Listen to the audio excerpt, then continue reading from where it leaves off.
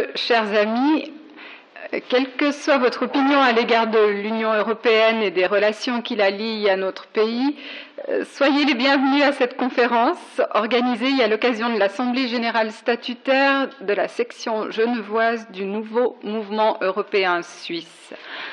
Petit rappel au passage, le NOMES, acronyme désignant notre organisme, poursuit l'idéal de la création d'une fédération européenne basée sur un socle de valeurs fondamentales telles que la démocratie, les droits de l'homme et du citoyen, la justice sociale, pour n'en citer que quelques-unes. En préambule, un grand merci à l'Institut national genevois qui nous accueille pour la seconde année consécutive. J'associe à ces remerciements Madame Michèle Saudin, secrétaire générale, pour son aimable collaboration dans l'organisation de la conférence de ce soir. Enfin, c'est avec joie et reconnaissance que je souhaite, au nom du comité, la bienvenue à nos intervenants, Madame Joëlle Kuntz et Monsieur Denis McShane. Journaliste, écrivain et chroniqueuse réputée, Joëlle Kuntz, modératrice de cette conférence, est une fine connaisseuse des questions que nous allons aborder. Le NOMES lui a d'ailleurs décerné l'an dernier le Prix de l'Europe, distinction récompensant chaque année une personne qui promeut les idées européennes. Nous nous réjouissons également d'entendre Denis McShane, venu tout exprès de Londres. Ancien ministre britannique des Affaires européennes et ancien député au Parlement européen, auteur d'un ouvrage et de nombreux articles sur le Brexit, Denis McShane défend avec conviction le maintien du Royaume-Uni au sein de l'Union européenne. Notre orateur connaît en outre bien la Suisse et Genève, où il a travaillé pendant 15 ans. Nous avons ainsi vu en lui la personne idéale pour apporter ce soir une vision originale sur les questions que nous vous proposons. Il y a plus de 6 mois, quand nous avons réfléchi au contenu de cette conférence, nous étions bien loin de nous douter que le thème choisi serait d'une telle actualité. La question des relations entre la Suisse et l'Europe va nous concerner encore plus directement ces prochains mois, puisque la date butoir pour la mise en œuvre de l'initiative contre l'immigration de masse est fixée en janvier 2017 et que le temps presse pour trouver une solution. Les relations entre la Suisse et l'Union, on le sait, n'ont jamais été simples. Elles sont devenues encore plus compliquées suite au vote du 9 février 2014.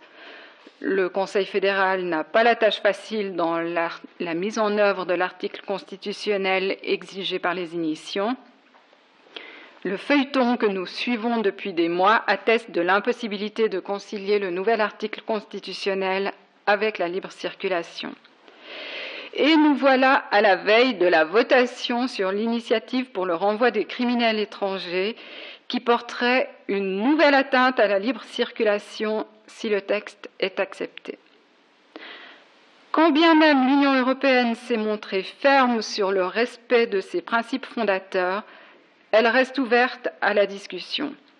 Le Conseil fédéral déposera prochainement un message concernant la mise en œuvre de l'initiative acceptée le 9 février 2014 par le peuple et les cantons. Une ou plusieurs votations populaires auront lieu en 2017 pour trouver une solution praticable. Mais l'Europe est en pleine mutation et les pays de l'Union et du vieux continent sont confrontés depuis bientôt une année au plus important déplacement de population enregistré depuis la Deuxième Guerre mondiale. En quête d'une vie meilleure, des centaines de milliers de migrants sont arrivés par la Méditerranée sur le continent. La solidarité s'est organisée dans plusieurs pays pour les accueillir, mais l'ampleur de la tragédie a révélé les faiblesses des structures institutionnelles et les difficultés de l'Union à répartir équitablement la prise en charge des migrants à travers l'Europe. Cette situation inédite a décuplé la vigueur des milieux populistes, contribué parfois à nourrir la xénophobie, conduit au renforcement du nationalisme dans les pays de l'Est en particulier et mis à mal la libre circulation, Plusieurs États de l'espace Schengen sont convaincus de la nécessité de rétablir les contrôles à leurs frontières. Au moment où le Royaume-Uni se prépare à voter sur sa possible sortie de l'Union et alors qu'un accord a été trouvé la semaine dernière entre les deux parties, face aux mutations auxquelles on assiste en Europe, la Suisse peut-elle espérer trouver un accord plus favorable avec l'Union européenne et éviter de tomber dans un isolement qui pourrait lui nuire gravement? C'est à ce débat de fond que le NOMES entend contribuer. Madame Kunz, Monsieur McShane, vous avez la parole. Merci.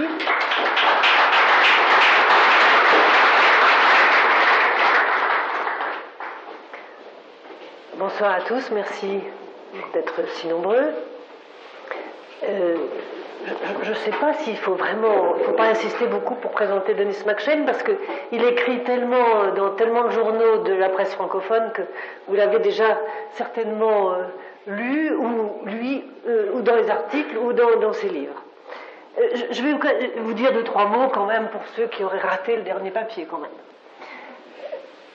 Denis McShane est un Européen, on pourrait dire, dans le sang, au sens littéral du terme, parce qu'il est le fils d'un Polonais immigré en Grande-Bretagne, d'une mère irlandaise-écossaise, et il est l'ancien époux d'une Française d'origine vietnamienne. Il a donc cette expérience personnelle, individuelle, de ce qu'est le mélange et de ce qu'est la conséquence du mélange, c'est-à-dire l'obligation de tenir compte de toutes ces origines et de négocier un savoir-vivre avec toutes ces composantes. Il a une deuxième qualité pour moi, Denis McShane, c'est qu'il est journaliste. Il a commencé sa carrière à la BBC. Et puis, comme c'est un activiste, il est rapidement devenu le président de l'Union des journalistes anglais. Et puis, comme c'est quelqu'un d'international, il est venu à Genève pour être le porte-parole d'un organisme important à Genève, qui est la Fédération internationale des syndicats des travailleurs de la métallurgie, où il est resté 15 ans dans l'activisme syndical international, tel qu'il s'exerce en partie depuis Genève.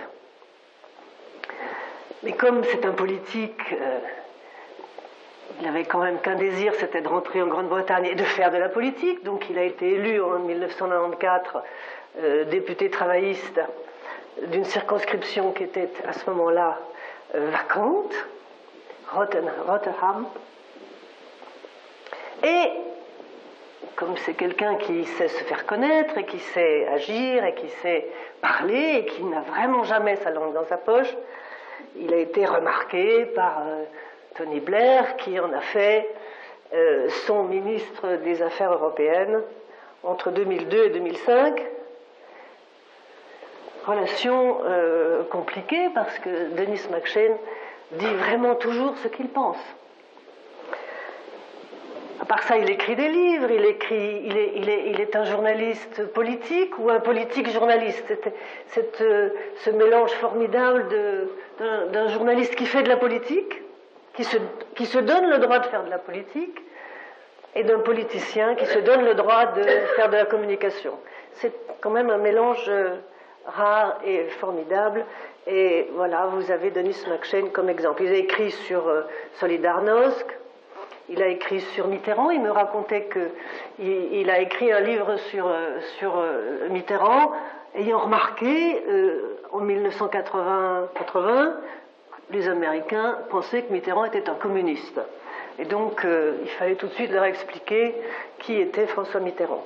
Donc, il explique toujours l'Europe aux anglo-saxons, les anglo-saxons aux Européens continentaux. C'est un passeur, c'est quelqu'un qui communique et qui communique avec toute la franchise de son tempérament, de son caractère.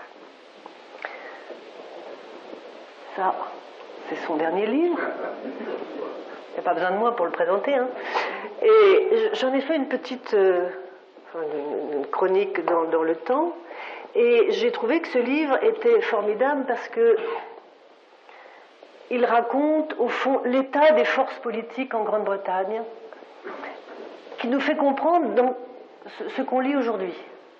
De quand date la question européenne, comment elle s'est présentée, qu'est-ce que la gauche a pensé de la question européenne quand elle s'est posée au début, qu'est-ce que la droite en a pensé, comment la gauche et la droite se sont ensuite échangé les rôles, au fond. Et c'est une analyse de la Grande-Bretagne et de l'Europe qui vaut la peine. Alors, je vais lui demander tout de suite pourquoi il a écrit ce livre, pourquoi maintenant, quel était le motif et on dirait, en français on dirait, la niaque derrière ce livre, l'envie derrière ce livre. Bon, merci et bonsoir, merci pour l'accueil. Il y a deux grands Suisses, quand je pense à l'Europe, qui viennent toujours dans mon esprit. Là, bien sûr, c'est Denis de Rougemont, et à quel point on manque un grand Suisse pour nous parler de l'Europe aujourd'hui.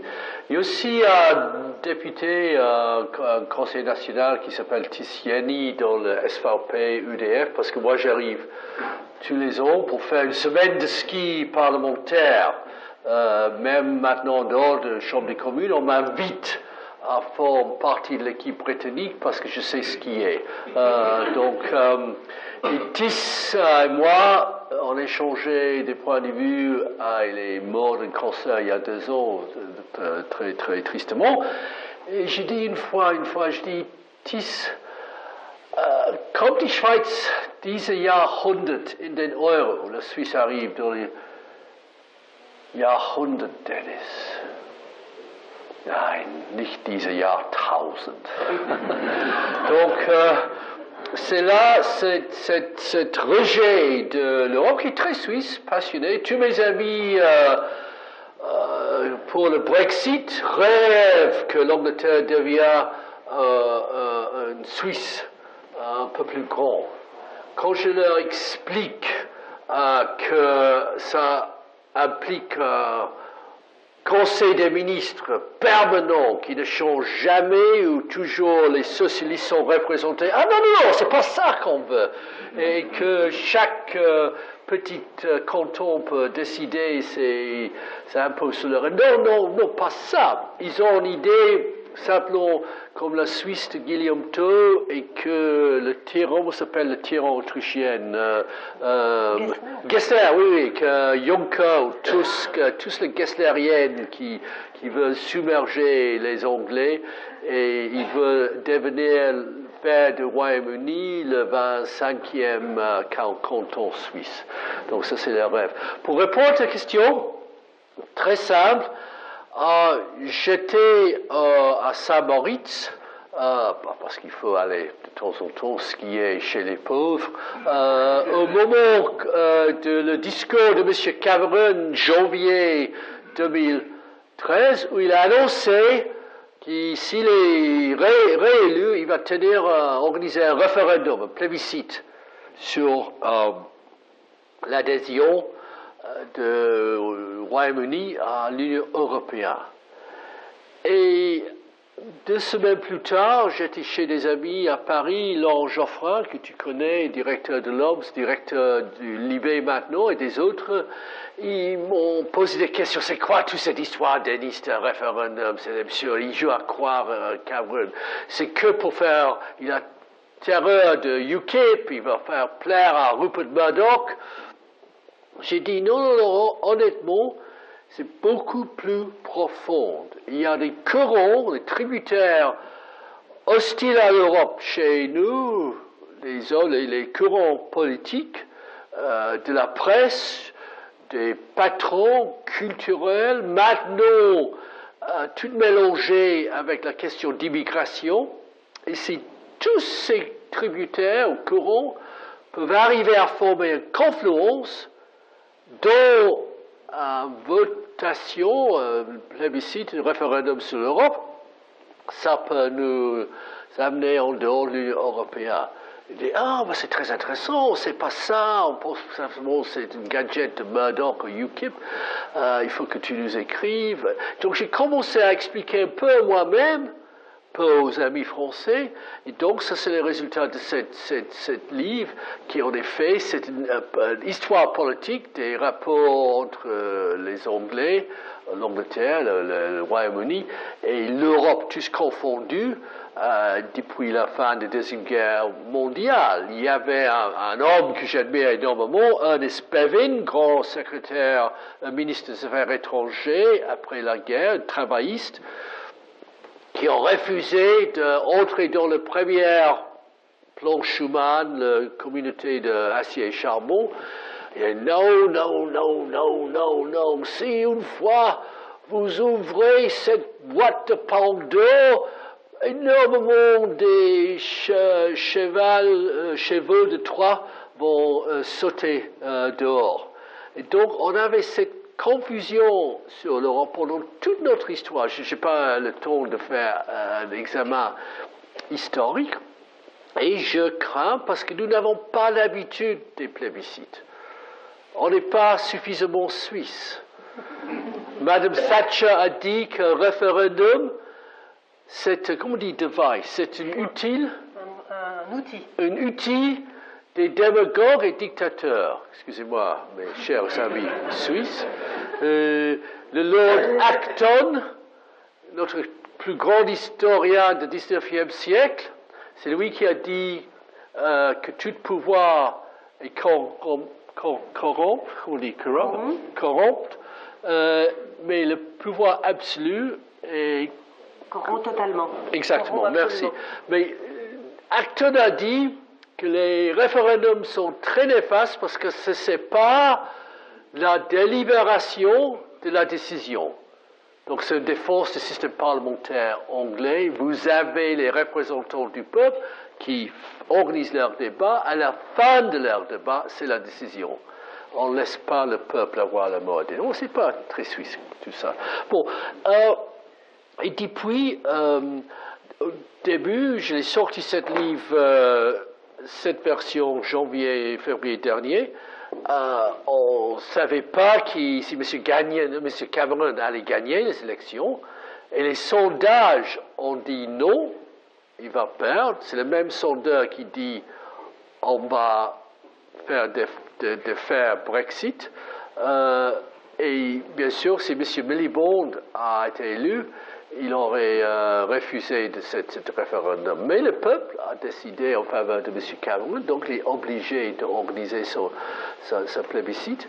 Et maintenant, on a eu quelques petits accords, concessions de la part de Bruxelles.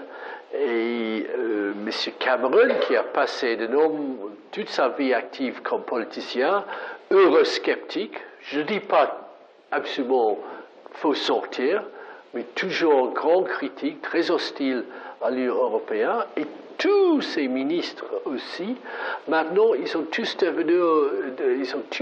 devenus pôles sur la route de Damas.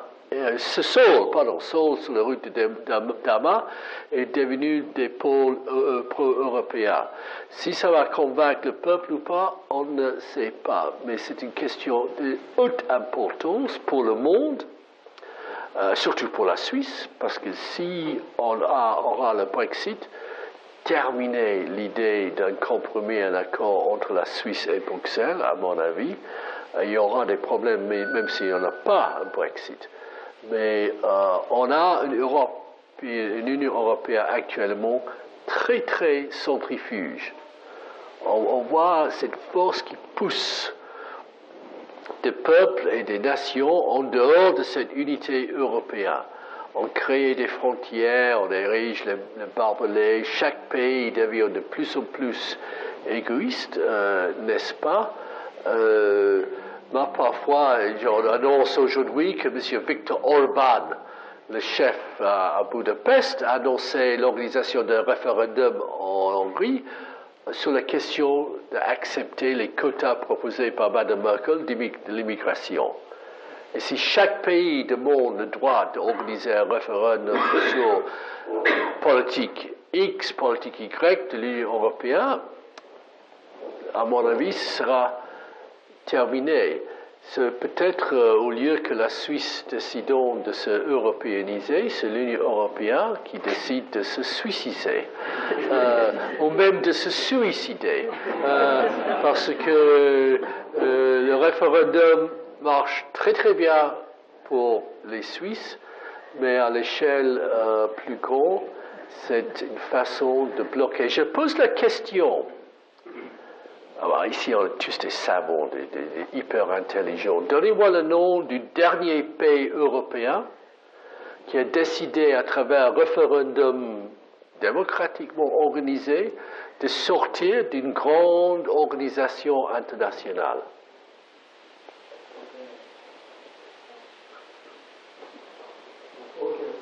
Tu veux là? Ça, c'est un indice. I'm sorry, who? Aucun. L'Allemagne, novembre 1933, sur l'adhésion à la Société des Nations. Non, ne ris pas. Tous les universitaires insistent que cet référendum était totalement démocratique. Oui, Hitler est arrivé au pouvoir, mais le Gestapo était là pour fouetter les gens à voter. Donc, imaginez-vous un référendum aux États-Unis sur l'adhésion aux Nations Unies. Ou peut-être M. Trump, c'est sa prochaine politique, qui sait alors. Donc, les référendums sont magnifiques pour la Suisse, mais qu'ils restent en Suisse. J'aimerais vous poser une question de nouveau sur Brexit et sur l'état d'esprit en Grande-Bretagne à l'égard de l'Europe. Est-ce que la guerre et le fait que la Grande-Bretagne ne soit pas, disons, comme la France ou l'Allemagne, directement un ennemi-ami, enfin, c'est-à-dire c'est une tierce partie, c'est pas une partie directe à la guerre au départ, est-ce que cet événement-là majeur joue un rôle aujourd'hui pour la perception que les Anglais ont de l'Europe? Non, je ne pense pas. M. Cameron commence à dire que l'Europe est très importante pour notre sécurité parce que, bien sûr, l'OTAN est dans les cœurs de tout Britannique, mais l'OTAN n'a jamais ouvert une frontière. L'OTAN n'a pas un peu créé la démocratie en Espagne, en Grèce, en Pologne, en Bulgarie. L'OTAN n'a pas organisé un seul départ de vol low cost ou la possibilité d'aller étudier dans tous les pays ou de résider dans tous les pays. On a 2 millions de ressortissants britanniques qui habitent tranquille basés en Espagne, en France, en Italie, en Grèce, et c'est merveilleux. Donc, non, moi je pense, j'ai réfléchi un peu à ça, que bien sûr, M. Cameron dit sur la question de sécurité maintenant ne sont plus assurées simplement par une énorme armée déconstruite, des bâtiments de guerre sur les océans, les avions et le reste. C'est un mélange de soft power, cyber power, puissance économique, et pour ça, c'est surtout intelligence, c'est une question policière grâce à Europol et le mandat d'arrêt européen qui est très intéressant. Il y avait un type qui s'appelle Rachid Ramda qui était l'argentier, l'homme du fric, terroriste islamiste algérien, qui était le chef de finance pour l'attaque dans le métro de Paris de 95. J'imagine il y a parmi nous ici les gens qui se rappelaient de cette atrocité. Et lui était à Londres, il était protégé par les avocats de droits de l'homme pendant 10 ans, avant que finalement il était renvoyé à Paris et maintenant il est dans une prison à vie. Par contre, on avait les attaques terroristes islamistes de 2007 chez nous, dans le métro londonien. Un des gens est allé très vite à Rome, mais dans une semaine, 10 jours, il était de retour à Londres grâce à la mandat d'arrêt européen. Et ça, c'est assez convaincant, je crois, pour les Britanniques. Mais le problème, c'est pas vraiment de la guerre. Pour moi, c'est quoi? Qu'est-ce qu'il a dit Napoléon sur nous? Les Anglais, c'est une nation des boutiquiers.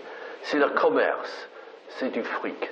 L'Europe était attirante, avait un appel magnétique pour les Anglais de 1950 jusqu'à 1990, plus ou moins, parce que le taux de croissance sur le continent, globalement parlant, la France, l'Allemagne, Benelux, l'Italie, était 2 fois supérieure à celle de l'Angleterre. Quand nous sommes entrés en 1973, nous étions l'homme malade de l'Europe. Et ces dernières, disons, 25 ans, pour des raisons extérieures, l'absorption de l'Europe de l'Est, l'Allemagne de l'Est, la manque des réformes dans les grands pays, l'idée comme la solution à le chômage en France est de créer une semaine, pour décréter par loi la semaine de 35 heures, c'est comme assurer que la divorce allait disparaître en décrétant que toute couple doit rester fidèle les uns les autres. C'est un problème pour François Hollande, Nicolas Sarkozy, Jacques Chirac et le reste. Et c'est ça. J'ai posé cette question à un grand historien chez nous, Joël. Comment je peux faire l'Angleterre plus européenne? Faites en sorte que nous étions envahis, occupés pendant 5 ans. Moi, je dirais non. Mes camarades français, allemands, italiens, donnez-moi 10 ans de croissance à 3% chaque année et je vais rebaptiser les Anglais européennes. Et c'est ça qui est la chose la plus importante, surtout pour la génération de David Cameron. Il est sorti d'Oxford vers la fin des années 80, commencé à faire la politique dans les années 90. Leur déesse, Madame Thatcher, est devenue archi anti-européen, pas eurosceptique, anti-européen. Mais aussi le modèle de l'Europe économique commence à ralentir, ne plus avoir de la vitesse. Par contre, aux États-Unis, c'est le pays de merveille, de Apple, de Microsoft, de Google, de Facebook, de nouveaux médias, les nouvelles façons de faire l'argent. Et aussi, c'est important pour nous les Anglais, parce qu'on a une ouverture vers la Chine à travers Hong Kong. Chine est devenue l'Eldorado pour ces gens-là. Et l'Europe était quoi? On vante le TGV, on vante l'Airbus, on vante le Minitel. Où est les nouvelles inventions, les nouveaux produits? On a tous un Apple ou un BlackBerry chez nous. On avait un Nokia pendant un moment, mais c'est là, je crois, le plus grand problème. Même 25 ans plus tard, les grands pays européens, l'Allemagne un peu à part, n'ont pas cette énergie économique qui va faire appel au cœur des Anglais. Voilà un modèle à suivre. Voilà les économies, il faut s'associer avec, au lieu de toujours tourner vers l'anglosphère, Canada, Amérique, la Chine, les BRICS et le reste. Mais le gros du commerce anglais se fait quand même avec l'Union européenne. Plus que la moitié du commerce anglais se fait avec l'Union européenne. Oui, mais ça impressionne pas les gens parce que ça c'est un chiffre économique. Non, ils disent que, écoutez, une fois dehors, les Allemands vont cesser de nous vendre des Mercedes, des Porsche, des BMW. Les Français vont cesser de nous vendre leurs vins et les fromages. Les Suisses vont cesser de nous vendre leurs banques. Non, le commerce continue. Donc, et c'était toujours le cas. C'est-à-dire, l'Angleterre était la source du charbon à l'époque de la laine, donc surtout des services économiques.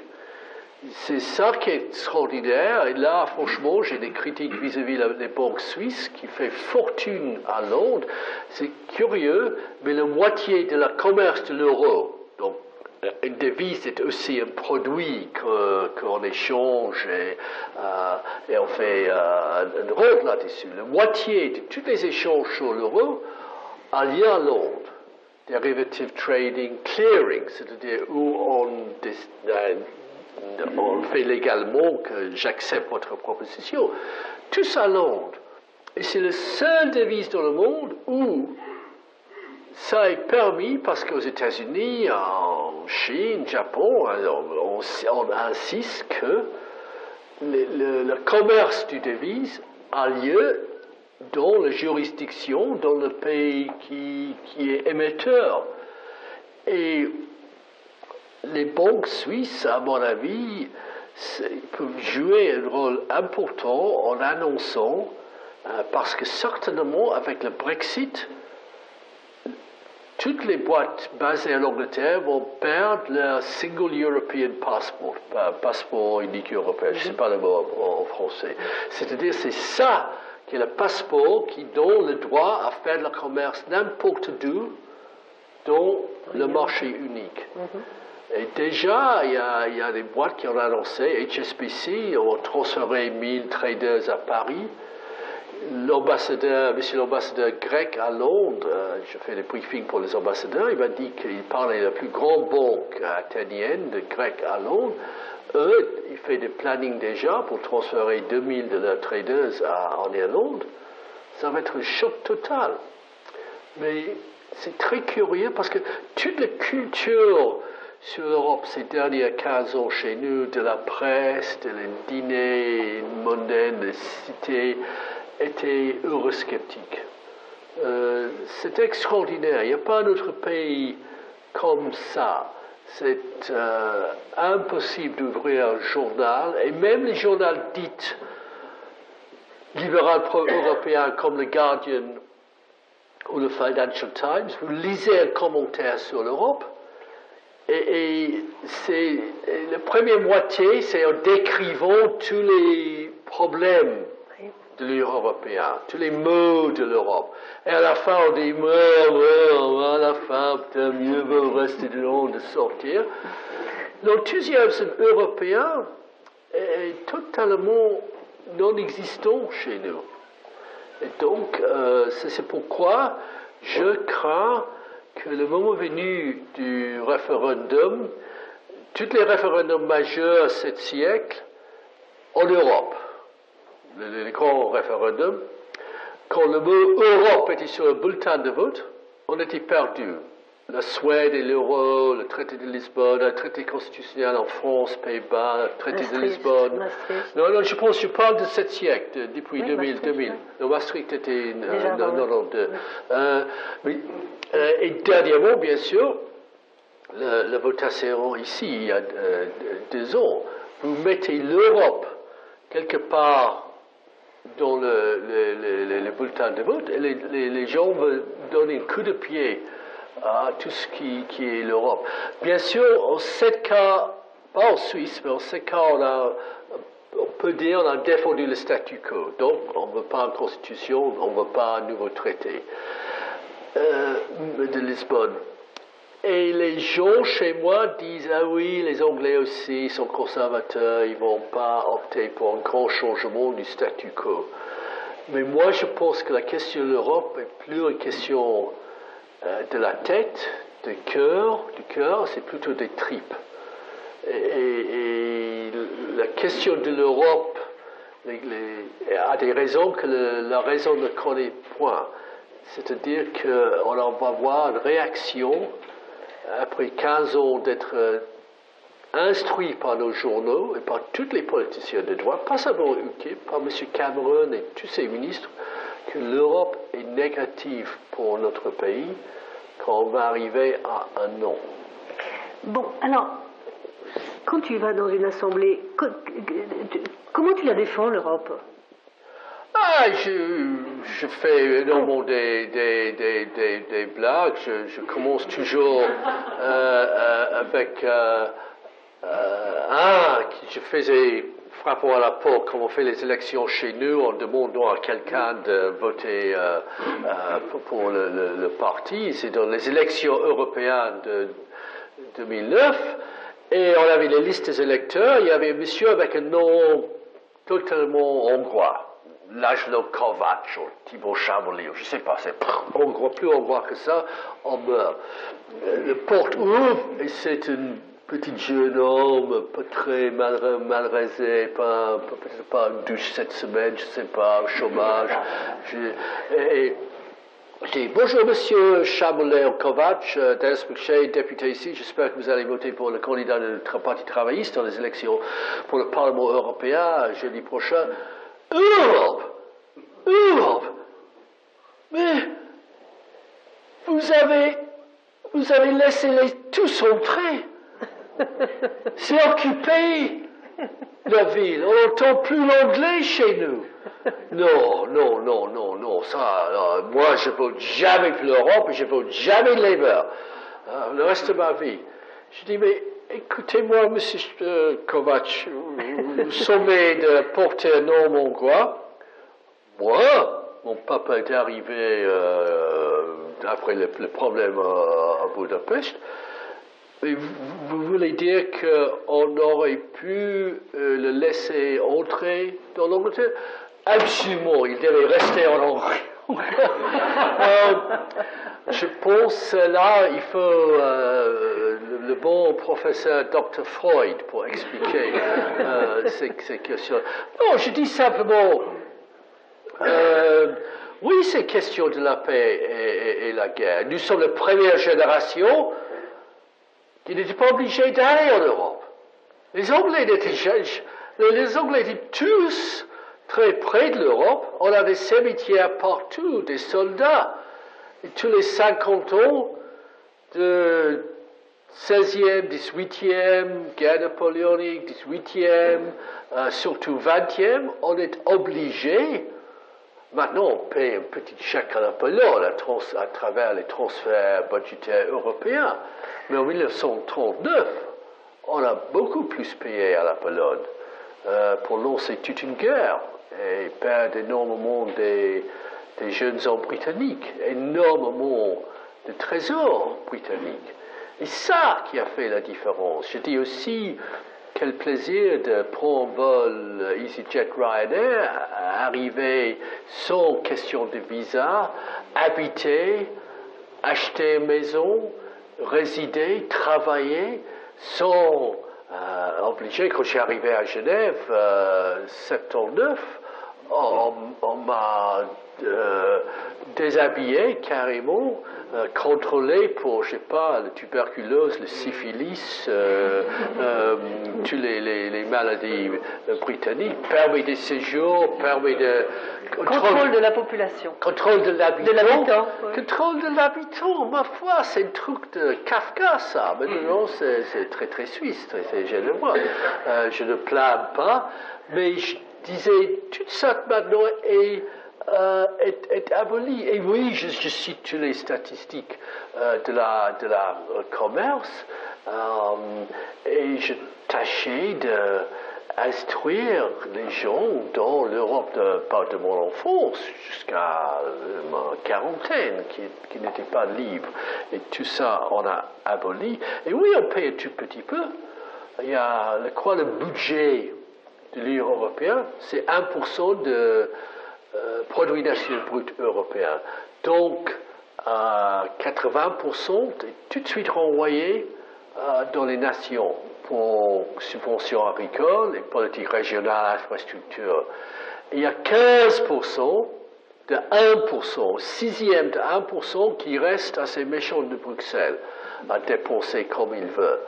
Comment on peut bâtir un superstate, un empire, une force écrasante avec un sixième de 1%?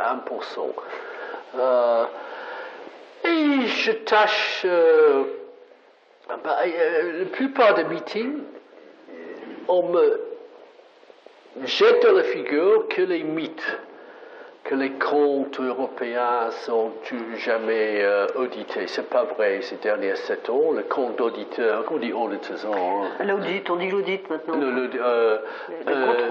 contrôle, la commission de contrôle, chaque membre est nommé par le gouvernement national. Ah, les décisions ne sont pas prises démocratiquement. Je dis, excusez-moi, j'étais là, ministre, j'ai levé ma main.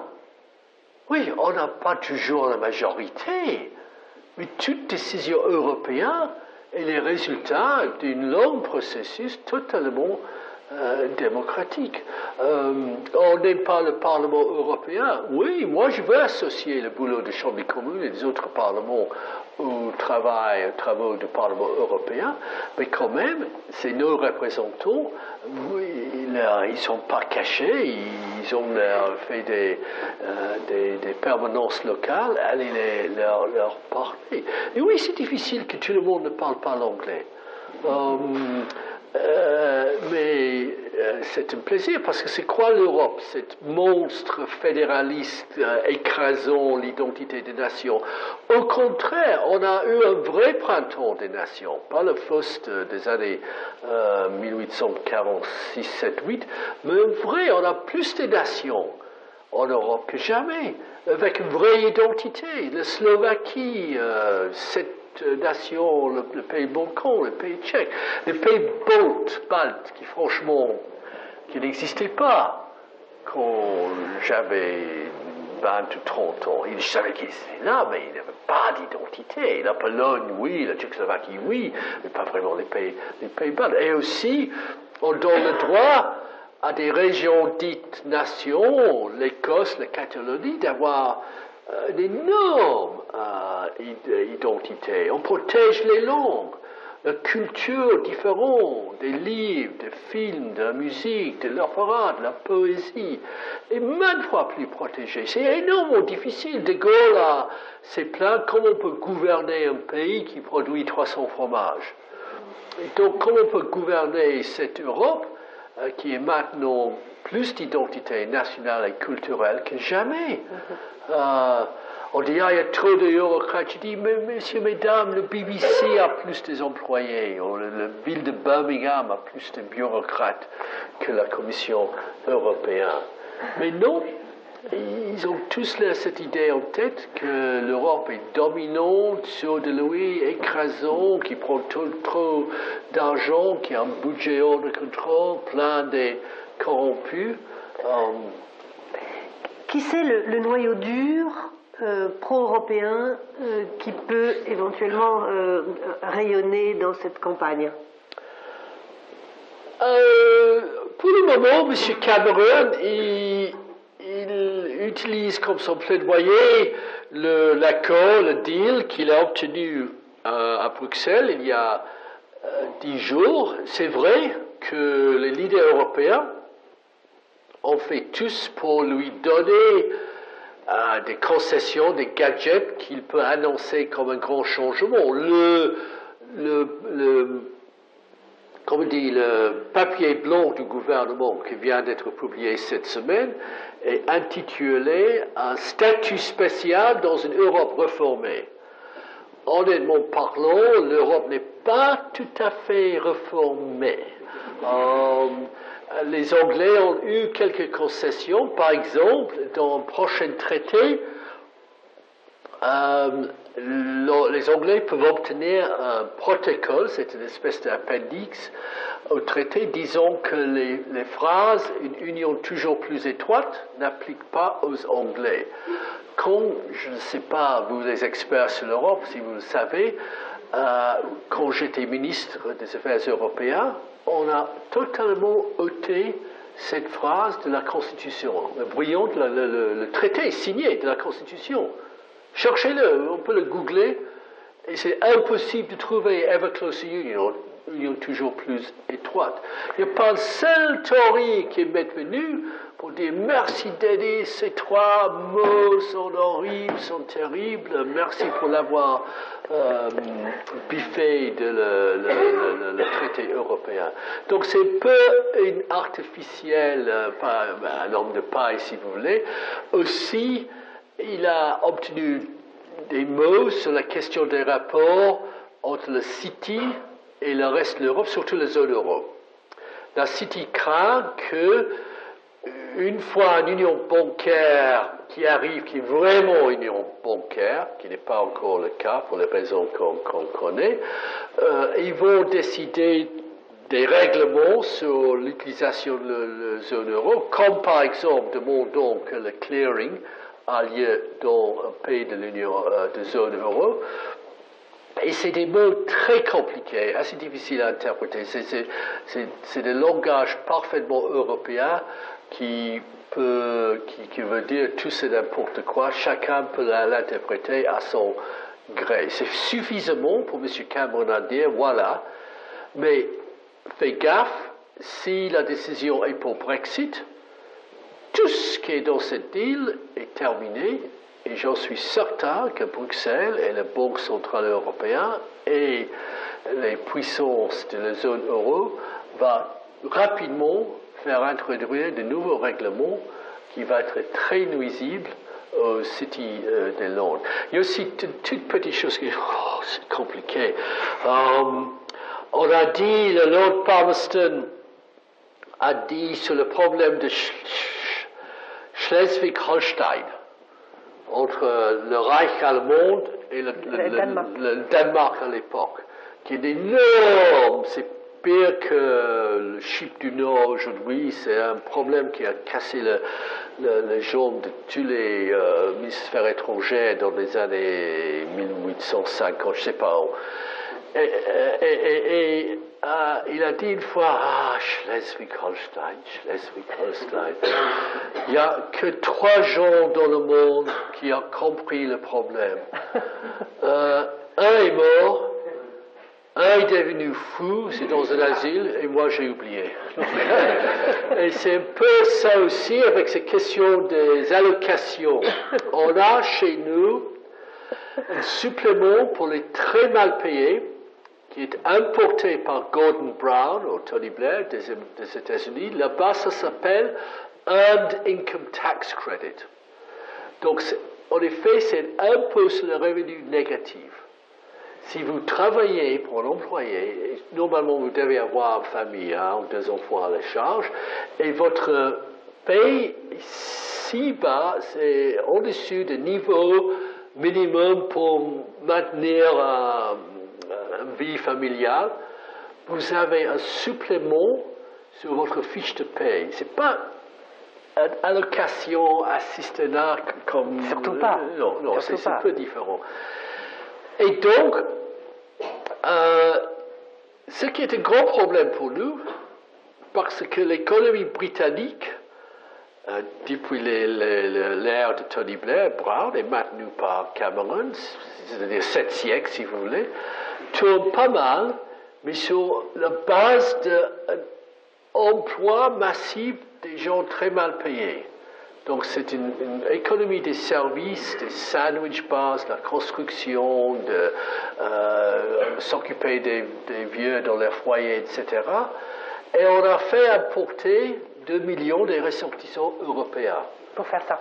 Pour faire ça. À l'époque, on importait énormément des Irlandais, et puis après les Pakistanais, comme tous les pays, comme la Suisse parfois. Comme le Portugais en France, les Yougoslaves en Allemagne. Pardon, excusez-moi, c'est normal. Les pays riches importent les dits immigrés, les étrangers, pour commencer mal payés, pour faire le nécessaire, le sale boulot, le dur boulot que les indigènes ne veulent pas faire. Excusez-moi, on a 11 000 de dits immigrés non documentés et légaux aux États-Unis. C'est normal là-bas. Et si M. Trump arrive à faire construire son mur tout le long de la frontière du Pacifique à la Golfe de Mexique, entre les États-Unis et le Mexique, il doit importer 5 millions de Mexicains pour le construire. Donc,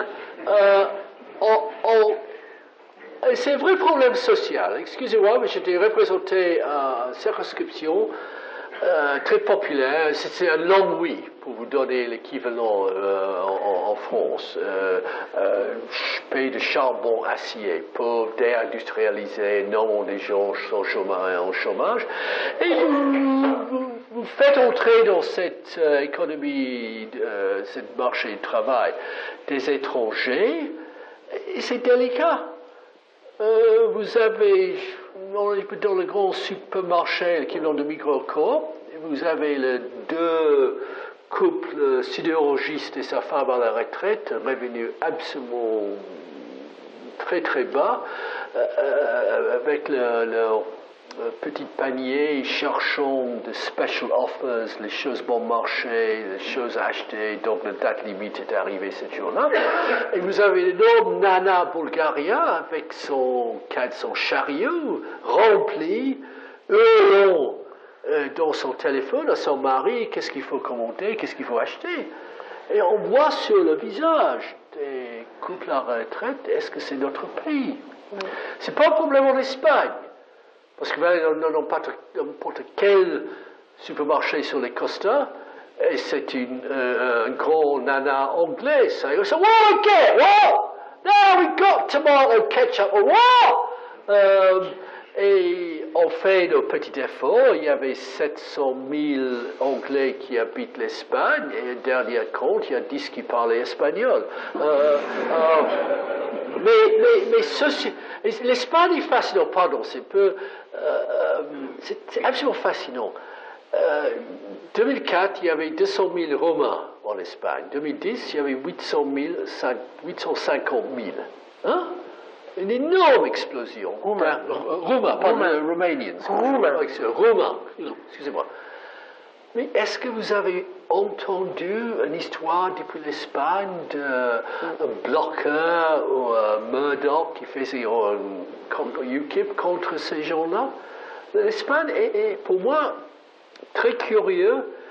Ils n'ont pas un pressé d'effort, il n'y a pas un parti d'effort, Podemos, Ciudadanos, Parti populaire, ne sait rien sur ces gens-là. Je veux bien que quelqu'un allait faire une étude pourquoi l'Espagne, jusqu'à maintenant, c'est pas toujours le pays le plus libéral et démocrate du monde, a évité le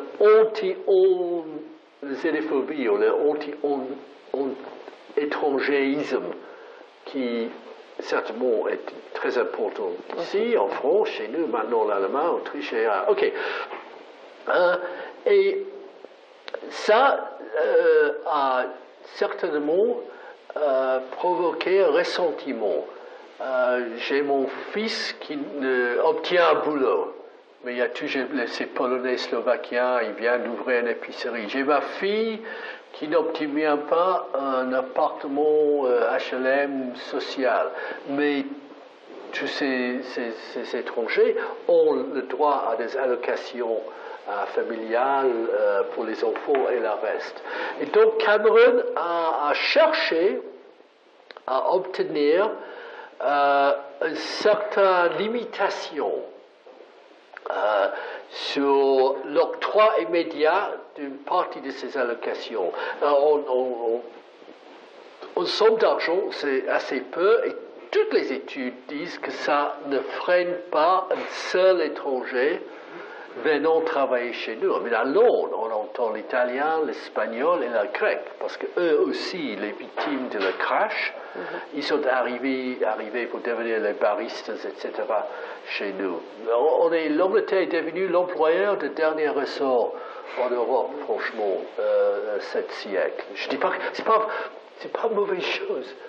Chaque pays, je cite la Suisse sans cesse, Canada, Australie par rapport à sa population, même avec les contrôles que l'Australie a en place pour octroyer un visa aux immigrés qui viennent pour travailler, par tête de population, l'Australie donne 3 fois plus de permissions de dire en Australie que nous. Je ne dis pas peut-être de population. La Suisse, c'est quoi, 25% de la population avec un père immigré, etc. Beaucoup plus grand par pourcentage. En Genève, c'est quoi, 40%? 45%. OK. Bon, quand on a obtenu une petite concession dans ce domaine-là, donc il y avait une concession sur l'union toujours plus étroite, un peu sur le City, un peu sur le moment où on peut accéder à ces bénéfices. Et c'était une négociation assez dure avec surtout les chefs de gouvernement des pays exportants des travailleurs, la Pologne, Visegrad, Hongrois, le pays tchèque, slovaque, mais ils ont accepté ça parce que la peur très raisonnable de voir l'Angleterre sortir de l'Union européenne va avoir un impact 20 fois plus néfaste sur ces pays-là que l'octroi de quelques concessions. Mais il n'y a pas un changement de traité. Il y avait un débat des juristes maintenant chez nous. Est-ce que, à quel point cette deal est attaquable dans la Cour de justice suprême? Bien sûr, les avocats, on peut toujours trouver un avocat qui est noir et le deuxième blanc, etc. Bon, on laisse ça. Pour le moment, Cameron rentre en disant j'ai mon deal. Ce n'est pas convaincu tout ce parti, le plus populiste et le plus populaire des leaders conservateurs, qui a plus dont le peuple a plus de confiance en Cameron. Ça, c'est Boris Johnson, le maire de Londres. Il a décidé de rester avec sa fidélité eurosceptique, dont il fait campagne pour le Out, aussi des ministres importants. Une étude que j'ai vue cet après-midi montrait 150 députés suivant le chemin de Cameron, 145 supporters de Brexit, avec peut-être une cinquantaine, je ne sais pas exactement, qui pour le moment disent indécis. Je ne sais pas à quel point on devient indécis sur l'Europe, mais quand même, tout est mélangé avec le fait que Cameron a aussi annoncé qu'il ne se représentait pas pour les élections de 2020. Donc on sait tous qu'il faut choisir un nouveau chef du parti qui devient automatiquement Premier ministre. L'erreur que Mme Merkel n'a pas encore faite. Et donc, chacun regarde en pensant où est-ce que je serai dans 1 an, 2 ans, qui sera le chef? Est-ce que ce serait Boris? Donc il faut que je m'aligne avec Boris, etc. Tous les calculs de chaque politicien. Aussi, on va réduire les nombres de sièges de Chambre des communes de 650 à 600. Cela veut dire que dans pas mal de régions où maintenant il y a 3 sièges Tory, il y en aura 2. Donc chaque député doit aussi penser à les militants du parti, et les militants activistes comme on dit en anglais, mais les militants du Parti conservateur sont 80% anti-européens. Donc vous voulez s'aligner, d'avoir un bon rapport avec les gens qui peut-être vont décider votre sort dans 2 ans. Excusez-moi, je suis politicien à la retraite, mais j'ai connais la tribu. Une dernière question avant de vous donner la parole à vous, qui je suis sûre avait beaucoup de questions. Un mot sur la gauche. Elle se présente comment, la gauche travailliste dans ce... Elle est unie? Elle est désunie? C'est la question de le moche au bois dormant. Donc, la gauche travailliste est maintenant assez triste. Ça arrive, on a eu une longue période de pouvoir. Et en effet, 5 ans après 2010, de M. Ed Miliband, grand ami, c'est une continuation de le pensionamento de M. Blair et M. Brown. Et la gauche, comme dans n'importe quel, pas mal de pays, ont besoin de 1, 2, 3 mandats. Pensez à la social-démocratie allemande dans les années 80, même. Mais sur l'Europe. Sur l'Europe. Bon, globalement, ils sont pour. Il y a 230 députés travaillistes, donc 213 ont signé une déclaration en faveur de rester dedans. Monsieur Corbyn a plutôt l'Europe de ses rêves, donc il est contre l'Europe libérale, contre l'Europe de TTIP, l'accord de libre-échange avec les États-Unis. Il veut l'Europe plus sociale, plus droits syndicaux, l'Europe qui défend le Palestinien contre l'Israël, l'Europe qui fait plus pour le changement climatique. Donc une Europe plus à gauche, tout à fait raisonnable, mais ce n'est pas tout à fait l'Europe qu'on a aujourd'hui. Et le problème un peu pour la gauche, le moment venu, c'est que notre base des électeurs ne sont pas les Polonais ou les Tchèques ou les Slovaques ou les Roumains, peut-être leurs fils et leurs filles, oui, dans une vingtaine d'années. C'est aussi les gens au chômage, pauvres, qui ont un ressentiment à cette arrivée en masse des étrangers. On est devenu habitué à la présence des immigrés pakistanais, indiens, bangladeshis, Caraïbes, donc Afro-Caraïbes, des Noirs, des musulmans du sous-continent asiatique. Mais ça a pris 30 ans, plus d'ajustement. Là, vous n'avez pas tout à fait de jour au lendemain, mais très rapidement, l'arrivée d'une masse, oui, des Européens, des Blancs, des catholiques, je ne sais pas, et surtout c'est très problématique. Moi, quand je suis venu à Genève, il n'y a personne qui m'a décrit comme immigrant ou immigré. J'étais un Brit, c'est encore plus insultant. Mais maintenant, on confond les réfugiés de la guerre civile en Syrie, les djihadistes qui arrivent à travers les grandes brèches en Libye, les migrants de la crise de pétrole, parce que Angola, Nigeria et tous les pays producteurs du pétrole d'Afrique exportent maintenant les chômeurs chez nous. Donc c'est tous mélangé, immigrants. Et là, comme vous avez vu il y a 2 ans, c'est le sujet le plus délicat. C'est pourquoi Madame Le Pen, au Conseil national du Front National, il y a 15 jours, le PNAPO et l'RE étaient David Cameron. Elle, Florian Philippot, toutes les frontistes disaient on veut le même que les Anglais, on veut un référendum en France. Et pour poser exactement la même question. Et c'est ça que je crains. Quand je vois ça en Hongrie, que l'Union européenne référendaire des plébiscites ne va pas tenir. L'Union européenne est centrifuge, c'est un grand centrifuge actuellement. Et il y a très peu de défendeurs. Moi, je suis à l'âge de retraite, comme Joël. Mais je ne connais pas. Bon, c'est toujours très ado, je sais pas. On n'a pas un grand écrivain suisse ou allemand, à voir français, François Hollande. Qu'est-ce qu'il a dit sur l'Europe? Moi, honnêtement, je suis de la famille tribu de la gauche. Hollande, c'est un ami. Mais j'ai plus d'intérêt, peut-être, si Alain Juppé passe. Parce que Juppé, je crois, c'est un Européen. Il faut 1 ou 2, 3. Renzi annonce les grands Européens, mais son idée de l'Europe, c'est d'insulter Madame Merkel aussi souvent que possible. Donc, vraiment, on est dans une situation très, très dangereuse pour l'Union européenne. Merci, Denis. Je crois que comme ça, on a une idée assez claire de ta façon de réfléchir, de fonctionner. Merci pour toutes ces informations qui nous mettent maintenant la Grande-Bretagne comme point d'ancrage de la crise européenne. C'est à vous, maintenant, à monsieur.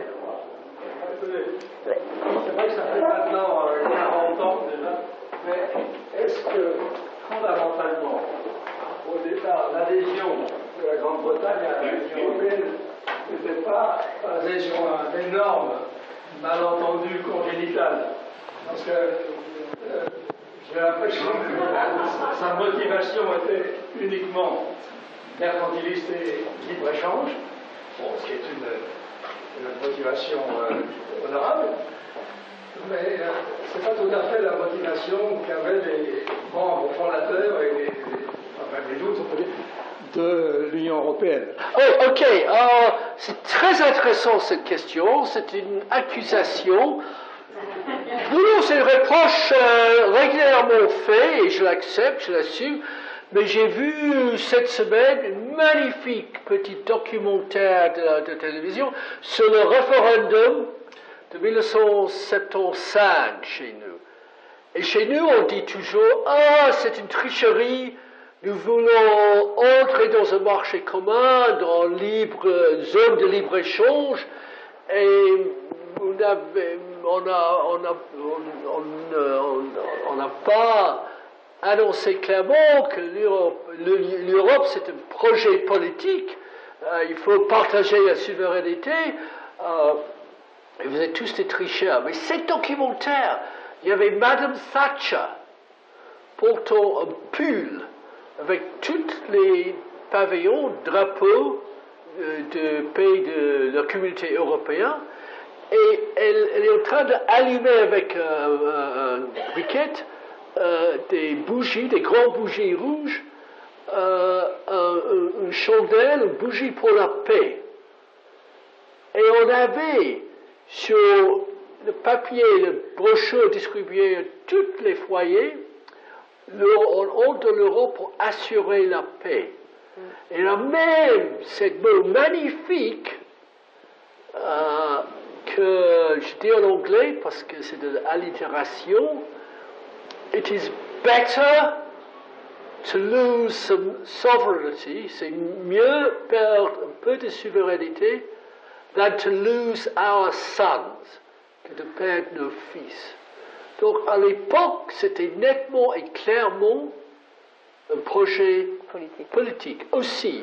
Donc oui, les Anglais arrivent avec leur point de vue, mais franchement, la France et l'Allemagne sont toujours sur la même longueur des ondes. Est-ce que Berlin est prête à créer une vraie union bancaire maintenant? Si je peux réciter une petite histoire, j'ai dîné avec M. Valéry Giscard d'Estaing, 3-4 juillet à Bruxelles. Votre ami Tony Blair, il annonce que l'Albanie doit rentrer dans l'Union européenne. Mais c'est une folie, il se prend pour qui ce Tony Blair? Je dis, Monsieur le Président, l'Albanie, les Albaniens sont simplement les Grecs qui parlent une langue différente. Et je me tâche de me réfléchir qui a laissé entrer le pays le plus corrompu, clientéliste, mal administré de toute l'Europe dans l'Union européenne, bien avant qu'il soit prêt pour quelque chose de différent. Oui, monsieur. Merci. Juste deux questions très rapides. La première s'adresse en fait aux organisateurs. Et je voulais savoir si c'était exprès que le drapeau européen a été accroché à l'envers. Parce que, en langage héraldique, ça veut dire que c'est un appel de détresse en situation de grand danger. Si c'est exprès, ça doit avoir un symbole là-dedans. La deuxième question, c'est à Denis McShane. Je sais que les Britanniques adorent parier. Je ne vais pas vous demander maintenant de faire un pari sur le résultat du mois de juin. Mais ne pensez-vous pas que, au-delà des arguments juridiques, politiques et autres, il y a 3 facteurs qui vont influencer de manière décisive le résultat du référendum? C'est la situation en Europe elle-même. À la fois, je vois 3 éléments: les réfugiés, la situation économique, et donc, est-ce qu'effectivement, ce n'est pas là-dessus? Alors, je voulais vous demander aussi, parce que vous n'avez pas une seule fois mentionné l'Écosse, si effectivement la position des Écossais ne va pas éventuellement contrebalancer d'éventuels effets négatifs de ces 3 variables que j'ai indiquées. Merci. Oui, je ne sais pas si on peut faire ce pavillon à l'envers. C'est à l'envers. Comment? Parce que c'est un pentagramme, donc ça doit être vers le haut. La pointe doit être vers le haut. Non, c'est une histoire assez curieuse parce qu'en effet, ce dessin, c'était créé en 1954 pour le Conseil de l'Europe. Et les gens pensent que c'est masonique, ou c'est les 12 apôtres, ou c'est quelque chose avec la Vierge. Non, non, c'est petit monsieur comptable à Strasbourg, dans le bureau de comptabilité du Conseil de l'Europe. Et ils ont annoncé généralement, fais-moi un petit dessin, et c'est lui qui a créé le... C'est très belle, à mon avis, mais je ne savais pas, merci pour ce reste. Vous avez parfaitement raison, il y a énormément d'écrits. J'ajoute aussi la position de M. Poutine. La Russie a une politique étrangère très simple, c'est Russia up, la Russie arrive en haut, les États-Unis down, les États-Unis dehors, en bas, et l'Europe out, l'Europe dehors. Et ils refusent de parler avec l'Union européenne, ils veulent que des rapports bilatéraux avec les nations, parce que bien sûr, la Russie vis-à-vis la plupart des nations européennes, c'est une puissance continentale, économique, et la reste. Et ils poussent sur l'Ukraine, la Crimée, et les Pays-Baltes et ailleurs. Et donc, le plus grand cadeau qu'on peut donner à M. Poutine actuellement, ce serait le Brexit. Et on dit, parce que c'est très curieux, honnêtement, j'ai passé la plupart de ma vie et on entend de la bouche des conservateurs, jusqu'à récemment très sceptiques, ces questions de la géopolitique internationale. Ça me fait plaisir. Pour le reste, la question de l'immigration, des immigrés, je ne pense pas que c'est une question de l'ouverture des frontières, exactement. Schengen n'a rien à voir, franchement. Schengen simplement nous laisse passer par le tunnel de Mont Blanc au lieu de faire la queue. Mais ce mouvement des masses aussi, on a un problème de cette nouvelle idéologie qui est attirante dans le monde, qui attire les jeunes européens, qui s'appelle l'islamisme. Je ne sais pas si le film Les Salafistes est arrivé à Genève, je l'ai vu à Paris il y a 2-3 semaines, je le conseille fortement. Donc tout ça est mélangé. Ce serait une question très importante pour M. Cameron, c'est très bon communicateur à propos, d'établir dans la mentalité des Britanniques que sortir c'est trop de risques.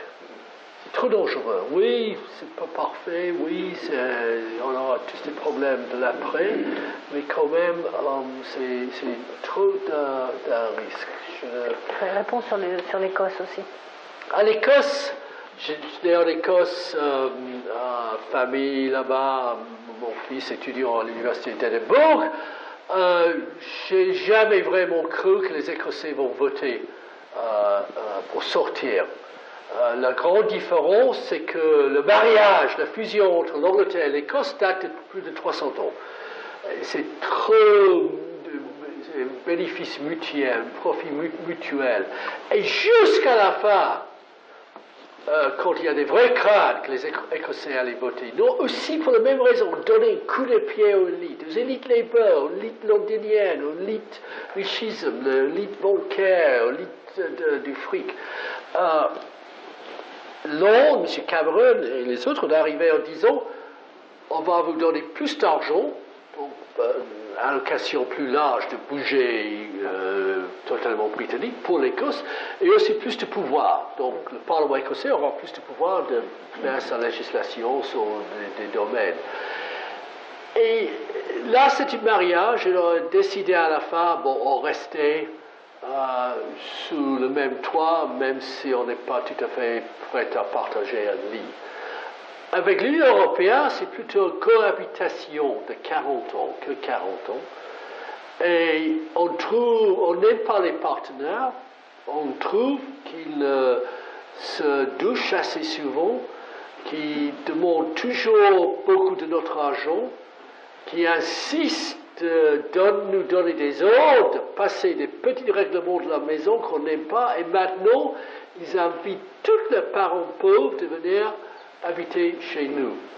Et M. Juncker, M. Tusk ne peut pas arriver en offrant un chèque aux Anglais en disant pas de contribution au budget européen pendant 10 ans, et en plus, soit aux chambres des communes pour imposer un veto sur n'importe quelle directive que vous n'aimez pas. Donc, cohabitation, pourquoi pas le mettre à trouver un fin? Monsieur le ministre, comme je vois que vous n'avez pas la langue de bois, et je vous en félicite, une question un petit peu marginale par rapport au débat, comment est-ce que vous expliquez l'effacement de la diplomatie anglaise dans les relations internationales? Les Anglais n'interviennent pas dans les négociations en Ukraine, ils n'interviennent pas en Syrie, et je pourrais multiplier les exemples. Merci. Bon, je ne pense pas que c'est pas tout à fait juste. M. Cameron avec M. Sarkozy a détruit l'État de Libye. M. Bush et M. Blair l'ont fait sur l'Irak, nous l'avons fait sur la Libye. Ma proposition était toujours d'envoyer comme gouverneur général à Libye Henri Lévy pendant quelques années. On a encouragé les rébellions en Syrie, on leur a donné de l'argent, on était hôte de pas mal de grandes conférences. Sur l'Ukraine, oui, c'est juste. Là, vraiment, c'est un peu une question de sous-traitance. On a laissé à Mme Merkel, au Paris à Berlin, à être les interlocuteurs. Ce n'est pas obligatoirement nécessaire pour chaque pays d'être présent. On fait des autres interventions ailleurs. On assiste à le bombardement de Syrie. Au début, on a resté 5 ans en Afghanistan. On a laissé mourir 500 soldats. On fait la politique internationale dans pas mal des autres domaines qui sont plutôt liés à le monde un peu anglophone. Je crois qu'on a une crise de leadership à l'échelle internationale. Mais regarde Obama, Trump et même Hillary Clinton. On n'a pas des grands. L'Allemagne toujours refuse de faire une vraie politique internationale dans le sens de la grande diplomatie classique. Fabius s'est axé énormément sur le COP 21, très important, parce qu'il y a vraiment une diplomatie française. On est devenus tous mercantilistes. Les questions de droits de l'homme ont vraiment relégué, il me semble, quand il s'agit des Russes, des Chinois, des Indes, Indiennes. Et on est très timoreux maintenant sur ce que se passe en Pologne et en Hongrie. Mais oui, moi, j'accepte ça, que je pense qu'il y a des cycles. On avait le cycle de non-intervention au début des années 90. On a laissé les Balkans devenir une guerre civile, terminant Srebrenica, avec 8000 citoyens européens pris l'un par l'autre et exécutés. On a laissé 1 million de Kosovos être chassés par leur pays, par les escadrillons de morts serbes. Et Blair était un grand interventionniste. Il a envoyé l'armée à Sierra Leone, en Indonésie, après la chute Sukarno, bien sûr Kosovo, et tragiquement en Irak et en Afghanistan. Et je crois que maintenant, on a fait cette 10, 12, 15 ans d'interventionnisme. Maintenant, on veut que tout le monde nous foute le pays. Je voulais rebondir un peu sur la remarque du premier intervenant quand on a parlé de ce qui a précédé l'entrée de la Grande-Bretagne dans le marché commun. Et je me souviens qu'à l'époque, on disait « ne la laissez pas entrer elle est le cheval de Troie des États-Unis. D'où la question, quel est le rôle actuellement des États-Unis dans le débat du Brexit? Et deuxième question, peut-être, le jour où ce traité FATCA entre en vigueur, si la Grande-Bretagne n'est plus dans l'Union européenne, comment s'en sortira-t-elle? Deuxième question très importante. Je dois admettre, j'ai vraiment noyé par le Brexit. Je n'ai pas fait assez d'attention à la question de TTIP, l'accord Free Trade. Non, les Américains, oui, c'est toujours pour la construction européenne.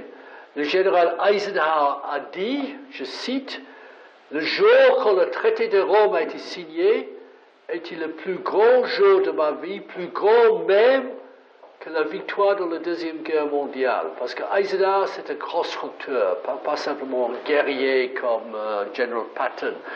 Et les Américains n'ont aucun état d'âme. Ils veulent, leur rêve, à mon avis, serait de voir une union de tous les pays d'Amérique latine, sans frontières, sans douane, sans tarifs, démocratique, obéissé liberté d'expression, et tout ça. Donc oui, je sais que cette accusation, mais c'est possible. Les Anglais étaient des Européens. Nous étions des Européens un peu offshore. Il y a beaucoup plus, si peut-être pas par rapport à la population, parce que les mercenaires suisses étaient très très présents sur tous les champs de bataille dans les siècles, comme a écrit Joël dans ce merveilleux livre. Mais l'Angleterre ne reste pas tranquille basée sur ses îles. Tous les 50 ans, il faut avoir une énorme bataille. Le palais de Blenheim, à Oxfordshire, jusqu'en dehors d'Oxford. Blenheim, c'est pas un bled anglais. Montgomery, le vicomte Alamein. Alamein n'est pas un beau lieu de Manchester. Donc, on avait toute notre histoire est absolument impliquée dans les questions européennes. Et oui, on arrive avec notre position, bien sûr, pour défendre, mais pas plus que les Français, les Italiens. Je vous assure, si je peux vous transmettre à des meetings des conseils des ministres européens et étrangers quand j'étais en poste, et vous voyez un Schröder, un Berlusconi, je me souviens un lunch où la seule question était le tarif, ou je ne sais pas quoi, laitière pour les vaches de Lombardie. Berlusconi refusait toute avance dans les autres domaines, et à un moment donné, Schröder me tenait, oui, diese Idioten, seine Scheißerei von seiner Kuh italienische. Je dis, calme-toi, Gerhard, on n'a pas le droit d'être vachiste. Donc, il faut laisser M. Berlusconi avec son petit... qui peut rentrer en disant, moi et les vaches, on est unis l'un et les autres. Oui. Donc, Frédéric Esposito du NEMES, qui, je vous confirme, monsieur, que c'était tout à fait involontaire que ce drapeau ait été mis à l'envers, mais nous en assumons complètement. J'aurais un commentaire et une question. Mon premier commentaire, il concerne ce que vous avez dit en introduction sur les questions référendaires, que je ne partage pas tellement votre point de vue là-dessus, et notamment pour le point suivant. Jusqu'au début des années 90, le soutien populaire ou le soutien des peuples européens à la construction européenne a souvent été considéré par les chefs d'État et de gouvernement comme un postulat de base. On a toujours considéré que les populations européennes soutenaient la construction européenne jusqu'au traité de Maastricht, où là, et certains l'ont écrit, que c'était la naissance de l'Europe démocratique, ce qui est un peu exagéré, parce qu'il y a eu effectivement certains qui se sont opposés, qui ont proposé une vision alternative, non pas qu'ils étaient contre l'Europe, mais qui proposaient une vision alternative. À partir de ce moment-là, les questions référendaires sont devenues, je dirais, plus populaires dans le débat public, et malheureusement, et je vous donne raison, par souvent des opposants à la construction européenne. D'ailleurs, un des premiers, c'était feu Sir Goldsmith, qui avait créé la European Referendum Party, qui justement demandait une consultation des citoyens britanniques sur les questions européennes. Néanmoins, il y a une valeur, je pense, qui n'est pas simplement une valeur suisse à transposer au niveau européen, mais il y a une valeur intéressante dans les processus référendaires, c'est le fait que les référendums sont des formidables promoteurs du débat public. Quel que soit le résultat et quel que soit le côté, je dirais, réducteur du débat, néanmoins, c'est un formidable catalyseur et je pense que dans le débat européen aujourd'hui, cela peut être un élément intéressant de réflexion. Je viens maintenant à la question et qui, au fond, est en lien avec ce que je viens de dire, c'est quel projet pour l'Europe aujourd'hui? Dans les jeunes générations, la dimension politique est, je dirais, très évanescente dans leur réflexion, l'économique l'est beaucoup plus, et surtout en termes de projets concrets. Et ma question est la suivante, quel projet concret faudrait-il aujourd'hui pour l'Union européenne, pour fédérer de nouveau les peuples européens, et puis d'une certaine façon, pour amener un peu d'espoir dans ce débat aujourd'hui? Merci. Oui, merci Frédéric, c'est très important.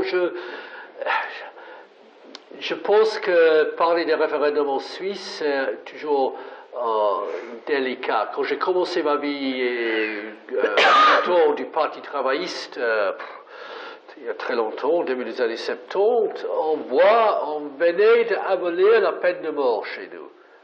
Et dans les pubs de Birmingham, où je travaillais pour le BBC, j'étais actif politiquement, tous les soirs, les gens arrivent avec leur pétition à signer demandant un référendum sur le rétablissement de la peine de mort. Et j'en suis certain quels auraient été les résultats. C'est la raison pour laquelle c'est un débat que vous, les Suisses, va peut-être avoir avec les Allemands. Pourquoi dans le Grundgesetz, les référendums sont strictement interdits. Je ne dis pas que c'est mauvais pour la Suisse, je suis pas convaincu que ça vraiment lance un grand débat. Mais aussi, peut-être que je suis trop timide, j'ai trop peur. C'est difficile sur un pays où toute la presse est contrôlée par les gens qui n'habitent pas le pays, qui ne payent pas les impôts dans le pays, où on n'a pas une tradition de formation, d'éducation civique et politique. Je ne pense pas que le référendum sur Maastricht était un grand débat démocratique. Non, c'était plein de populisme. Mitterrand monté, Séguin monté. J'étais là, j'ai participé un peu. Et c'était le moment exactement où partout en France et ailleurs, on décidait cette question de l'Europe doit être décidée à travers des référendums. Parfois, je veux une Europe plus modeste. Quand je dis la somme totale, 1%, donc 80% tout de suite renvoyé aux nations, au gouvernement national pour les subventions agricoles et investir dans les régions, etc. Est-ce que vraiment quand Jacques Delors a dit 87, je crois, dans 10 ans, 80% de toutes les lois en Europe va être votées à Strasbourg. Parce que l'ami est un ami, il était chef de directeur de cabinet de Delors, il écrivait tous ses discours.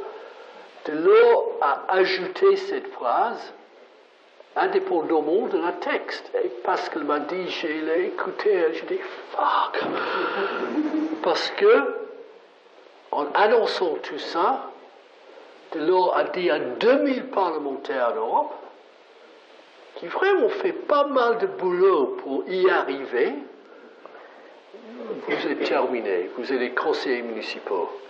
Non, le grand erreur, à mon avis, c'est notre débat, je viens Dr Esposito à l'université pour l'expliquer, c'est le fait qu'on n'a pas associé ces 2000 parlementaires et les parlements nationaux, et chez nous c'est très important cette tradition, à la construction européenne. Mais on peut toujours avoir des arrière-pensées. Moi, franchement, j'aimerais bien avoir plus d'efficacité, de coopération et le partage de souveraineté au lieu de demander toujours un plébiscite sur tout aspect européen, qu'on aime ou qu'on n'aime pas.